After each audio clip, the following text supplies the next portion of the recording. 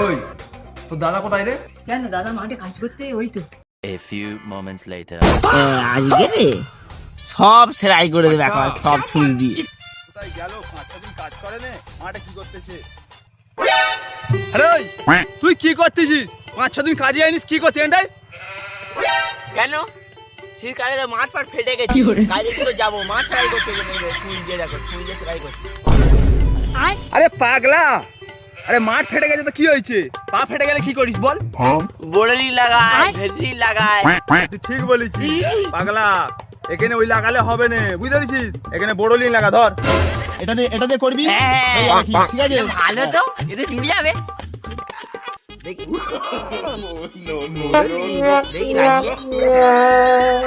হ্যাঁ হ্যাঁ, সত্যি তো ভালো জুড়ে যাচ্ছে এটা।